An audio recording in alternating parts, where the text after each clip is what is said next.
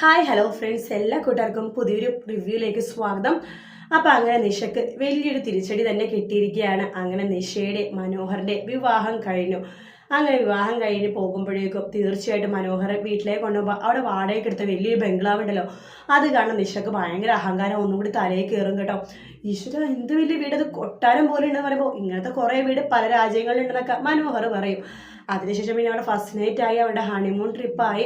അങ്ങനെ അങ്ങനെ അങ്ങനെ അവരങ്ങനെ സുഖിച്ച് ജീവിക്കുകയാണ്. ആ സമയത്ത് സരയുടെ അടുത്ത് മനോഹർ പോകുന്നില്ല. രാഹുലാണെങ്കിൽ അത് നന്നായി എന്ന് പറഞ്ഞിരിക്കണം. തന്നെ മുകളിൽ നിന്നിട്ട് മനോഹർ അകന്നല്ലോ, അത് ആലോചിച്ചിട്ട് നമ്മുടെ രാഹുലിനെ സന്തോഷമായിട്ടിരിക്കണം. അങ്ങനെ ദിവസങ്ങളും മാസങ്ങളും കടന്നു പോകുമ്പോൾ സരയുവിൻ്റെ പ്രസവ സമയത്ത് മനോഹർ വരുന്നില്ല. കാരണം മനോഹർ അവിടെ ഹണിമൂണൊക്കെ ആഘോഷിച്ച് അങ്ങനെ അടിച്ചു പൊളിച്ചിരിക്കുകയാണ്. അങ്ങനെ സരയുവിന് എന്തായാലും ഈ സത്യങ്ങളൊക്കെ മനസ്സിലാവും. സരയു വരണ മുമ്പ് വേറെ രണ്ടുപേരും അറിയും കേട്ടോ.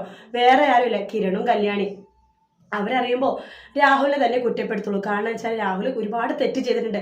അതിനിടയ്ക്ക് വേറൊരു തെറ്റ് ചെയ്തിട്ടുണ്ട്. ദിശ ആരും ആയിക്കോട്ടെ, അഹങ്കാരി ആയിക്കോട്ടെ, അങ്ങനെ മോശമായിക്കോട്ടെ, എന്തായാലും ഒരു പെൺകുട്ടിയുടെ ജീവിതം നശിപ്പിക്കാൻ വേണ്ടി കൂട്ടുനിന്ന രാഹുലിനെ എന്തായാലും കിരൺ വെറുതെ വിടാൻ പോകണമെന്നില്ല. കിരണും കല്യാണി മേഘ്നയൊക്കെ ഈ കാര്യം അറിയുമ്പോഴേക്കും അവരാകെ വിഷമവും. കാരണം വെച്ചാൽ മേഘ്നയുടെ അച്ഛൻ ഒരു പാവമാണല്ലോ. അദ്ദേഹത്തിൻ്റെ മൂത്ത മോളുടെ ജീവിതം ഇങ്ങനെയായി, രണ്ടാമത്തെ മോളുടെ ജീവിതം ഇങ്ങനെയായി. അതുകൊണ്ട് അവരുടെ തകർന്നു പോകുമല്ലോ എന്നൊക്കെ ആലോചിച്ചിട്ട് കിരണും കല്യാണിക്കൊക്കെ വല്ലത്തെ വിഷമം തോന്നുന്നുണ്ട്. എന്തായാലും സരയുടെ പ്രസവ സമയത്തൊന്നും മനോഹർ വരാൻ പോകുന്നില്ല.